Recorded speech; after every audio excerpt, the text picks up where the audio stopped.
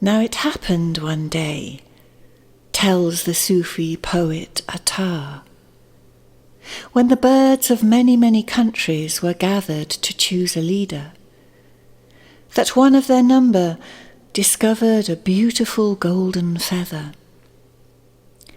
None of them had ever seen anything like it before, and they began to say amongst themselves that it must belong to a bird of all birds, a great golden bird, the like of which they had never seen.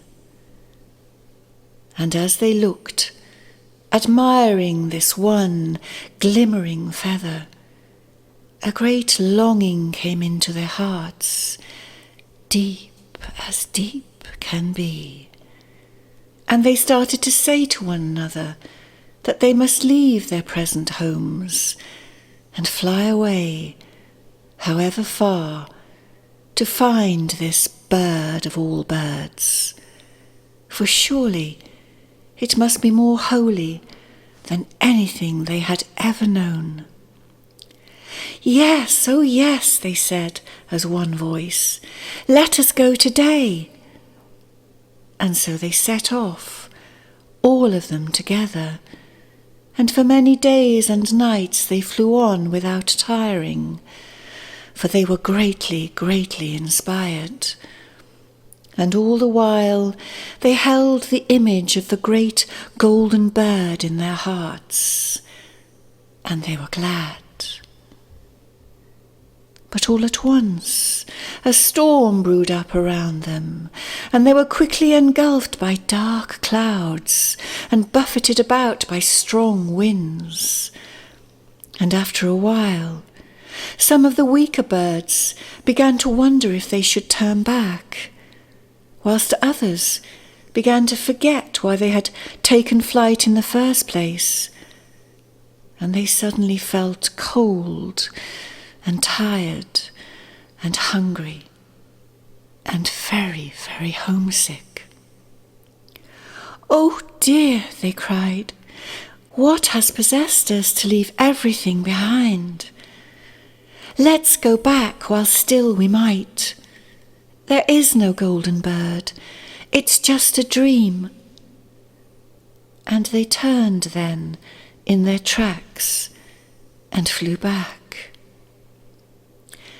And when some of the others saw them go, they themselves began to wonder and to doubt and to lose faith, though before they heard the words of their former companions, they had felt quite fine. But now they too faltered in their resolve. Yet there were others of the great flock, many, many others, who held fast to their faith and to the promise of the great golden bird, and they encouraged and buoyed up their doubting brothers and sisters, reminding them over and over again why they had set forth. And in this way they flew on and on and on. The poet Attar then tells how they passed through 7 sacred valleys, the first of which was called the Valley of the Quest, and here they learnt to put aside their pride. The second was the Valley of Love, where they came to understand its great power over reason. And the lessons were hard and painful, and each day the intrepid flock grew smaller and smaller.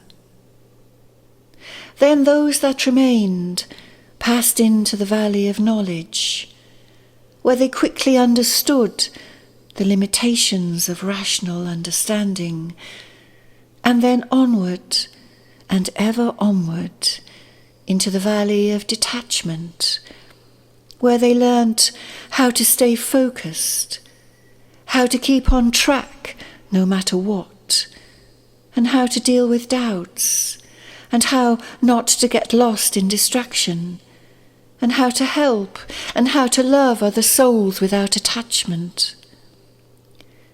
And at every turn their number diminished, for the lessons grew harder and harder, and the testing more and more severe, so that all manner of personal doubt came upon them, and all manner of impossible fears threatened to pull them utterly from their path.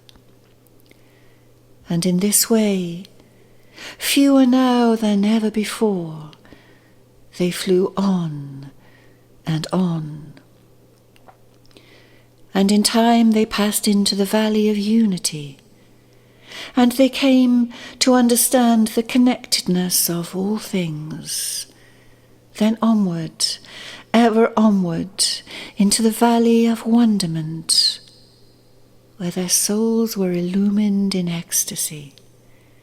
And then, without a breath, onward once more into the final valley of annihilation, where the self is said to vanish completely, and where all time becomes one time, so that the soul exists simultaneously in the past, present, and future, and all is one.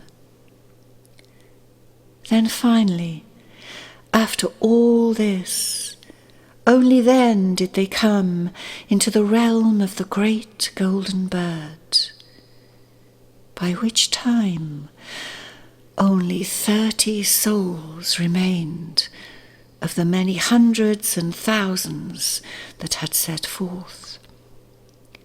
And together they came into the temple at the end of the world, and they bowed before its great altar. And the golden bird of their dreams was perched upon it, and it was even more beautiful than they could have imagined. And there was sorrow in their hearts for all those who had turned back through fear and doubt along the way, and they wished they could be with them now, as one flock in this holy, holy place. And the great golden bird then unfurled her radiant wings before them, and they became as dancing flames, red and blue and yellow and gold. And within them the great bird perished before their very eyes, and they drew back in terror. But then, you see, as fast as the flames took hold, obliterating their beloved creature, it was reborn again, arising ever beautiful as before, resurrected from its own ashes. And they saw then, and understood the bird to be the great golden phoenix. And they saw and knew and understood that whatever ill may come upon this creature, however turbulent a storm, however dark a night or sharp a pain, that she would remain utterly intact. Even death could not destroy her, nor darken her golden light. "Oh," they exclaimed as they looked, "if only we could be so strong in the face of life's sorrow and upheaval." And they were in wonder. Then the great golden phoenix spoke, saying, "Look now to yourselves, dear friends, and to your own breasts. Have you not yet seen that each of you that has made this long, long journey has now a golden feather in your own soft plumage?" Oh, and they looked, and they saw that it was true, and they marvelled and gave thanks for the great mystery.